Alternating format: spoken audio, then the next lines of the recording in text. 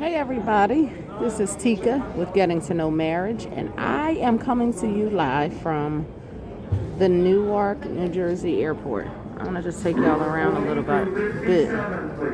Y'all hear that in the background? So, what happened was we went on a little trip, and we got stuck in a snowstorm.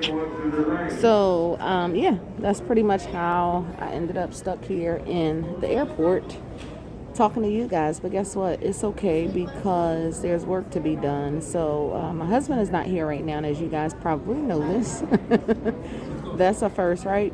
But it's okay. I just want to talk to y'all a little bit about relationships overall, what it takes to maintain a good, or let me say not a good, but a positive relationship, whether it's your spouse, whether it's your parent, whether it's your children, whether it's your siblings, whether it's friends, whatever it is. So because he's not here right now, and I felt like, you know what, that might be okay to go ahead and have that conversation because it's not anything that's specific to marriage. So let's jump right into it. Relationships, maintaining healthy relationships. Let's say that, maintaining healthy relationships. So many of us, we are involved in different relationships in our lives, and those relationships, if they are normal, they have ups, they have downs, they have goods, they have bads, they have ins, they have outs. But we have to understand the importance of relationships, and we have to be willing to determine how do we maintain those relationships that really mean something to us. So the first thing that we have to realize is that we have to understand that there are no two people alike. How many times have you heard somebody say that? No two people are alike. I know I've heard it 1,000,001 times. God only knows how many times you've heard it. But it's really that simple. No two people are alike. But creating and maintaining a relationship means that you have to take those two people that are very much different from one another, and you have to find a compromise to be able to use those two, or not use, but take those two people and create a better outcome for each individual. So taking two people, compromising, coming together to create a better outcome for each of those people that are involved. That's a healthy relationship. So now let's talk about how to maintain that. I know in one of our episodes you guys heard us talking about kind of being okay with your choices. So you come into a relationship, you decide, what it is and how it operates and who they are and who you're going to show up as in this relationship. So how do they go wrong? They go wrong because you have to remember that the first step to any relationship is deciding to show up as yourself, right? I was talking to my mom a couple days ago, and she made a statement that was very, very profound. It stood out very loudly to me, I'll say. And she was saying that she was talking to someone, and they were talking about removing the mask. When you go certain places, like, people are just tired of being somebody else, and now they're ready to remove the mask. But what she was saying is that then you find out they remove the mask and they still have on a whole costume. So only the mask came off, and now this costume represents who they show up in this relationship as. Profound, right? But when you really look at it, it's so true. It's so true. They always say first impressions are the best impressions. I always say first impressions are the worst impressions. And the reason that I say that is because no one is going to show up as a first impressionist in their absolute worst. I'll say that. Now, does that mean that they are who they are? No. But most people tend to bring their best and leave the worst behind. And so then you move forward in these relationships, and number one, you have given a false presentation of who you are. Number two, they receive that false presentation. So now they have false expectations of you based on what you have presented. So now you have to be willing to come back to the table and say, you know what? Let me take off the mask and the costume, and let me just be who I am. Let me start my relationships from this point on being exactly who I am, good, bad, and ugly. Let me bring everything to the table. When I'm getting involved in these relationships, let me just unpack. Let me not pull out one thing at a time and kind of trouble the waters just to see what it's going to turn out to be. The idea is that if I'm investing time in this relationship, I'm going to be able to be who I am, which means that I will soar in the areas that I'm good in, which means that I will grow and develop in the areas that I need to work on. That's what a healthy relationship does. It doesn't mean that I need to kind of hold back on those areas that I need growth and development, because that means that what's the purpose of this relationship if I can't be upfront and honest with you? If this relationship is not going to benefit me? Am I saying that every single relationship is about helping others or doing for others or teaching others? That's not what I'm saying at all. What I'm saying is every relationship should cause you, as well as the other person, to be better at being exactly who you are. Have you ever had a conversation with somebody and you wanted to talk and kind of share your open, honest thoughts and opinions about something, but you decide, you know what, I'm not even going to say that part because I know how that person is. I don't want them to receive it a certain way. I don't want them to hear me and misinterpret what I'm saying. So a lot of times people will just back off and not say anything, right? But we have to realize that if I'm in a relationship and I'm not even willing to, I'm not willing to expose, there you go. I'm not willing to expose my truths. Is that a relationship that's beneficial to me? If I'm in a relationship where I feel like I have to hide my truth for whatever reason, and some people may say, well, it's not hiding because, I'm just concerned about you. But at the end of the day, are you really concerned about me if you're not willing to be honest? Because 9 times out of 10, 10 times out of 10, it's going to manifest or show itself in some other way. So I'm going to find out anyway. And most times we end up hurting people more because then they have to find out down the line what they were hoping and believing that we were comfortable enough to share with them in the very beginning or earlier on. I'll say it that way. So we have to, if we are wanting to maintain these healthy relationships, if we want to maintain, first of all, some of the relationships may not appear to be healthy, but if we want to learn to maintain the relationships that we currently have and make them healthy relationships, we have to learn how to be empathetic. We have to learn how to be understanding. We have to learn how to hear, but we also have to learn how to be 1,000% honest, no matter what that means. I was having a conversation with my dad, and we were talking about that, being straight up, being honest with people, and understanding that honesty doesn't always mean that you have to be ugly or be disrespectful or be overbearing, even. It's just a matter of, hey, this is what's going on with me, or this is who I am, or this is my take on that, or this is my decision in this situation. I understand and respect the fact that this is you have a different perspective, or maybe even the same. It doesn't mean anything has to go wrong or has to go bad, but it does and it should mean, if this relationship matters to you, that you're going to be true to yourself, that you're going to be honest in your actions and your words to the person that you're involved in a relationship with. So you're like, okay, TK, you keep saying this, what does that mean? I'm not going to alter my thoughts. If I feel like this is a bad relationship, I'm going to be willing to bring that to your attention to try to do something about it, instead of just curving and saying, you know what, it's okay because on the other side, this person does this, that, and the third, or it's okay because one time I had done X, Y, Z, or, making different excuses for why you shouldn't be comfortable being honest. At no point should you have to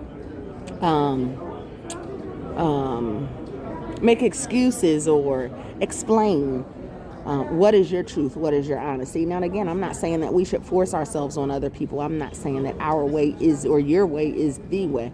What I'm saying is, if you're not willing to be honest in a relationship, how many times have you had conversations with your homegirls, or, cousins, or, siblings, or anybody, and, you hear that, honey, you can't even, or I wouldn't even say, or, if they only knew.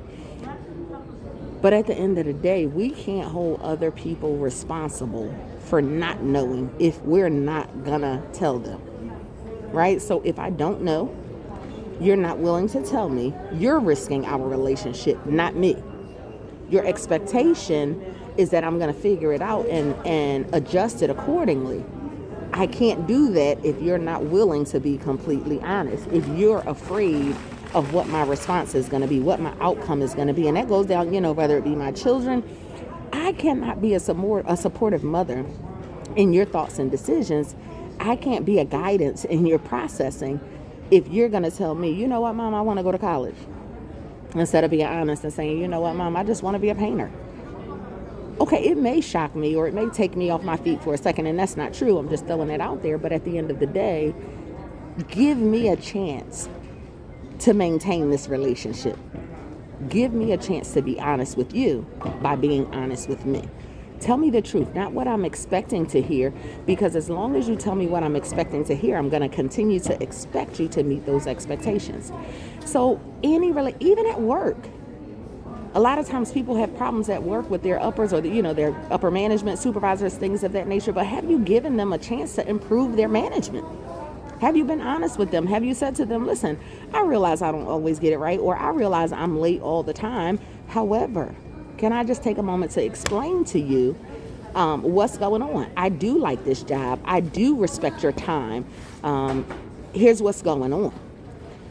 But we like to, and I'm not saying everybody, but most people like to get upset or offended that people aren't being accommodating or understanding to their situation that they have not explained. Prime example, those of you just tuning in, I told these guys I'm at the airport, so I can't take my mask off. I have a double mask, but I took that off so y'all can hear me. But yeah, I can't take my mask off because we're stuck here at the airport. But back to what I was saying, I was watching the Will Smith, what's it called? The Will Smith show. I'm tripping. Fresh Prince of Bel-Air. Bam. Don't judge me because I'm from Philly. Anyway, I was watching that Fresh Prince of Bel-Air reunion.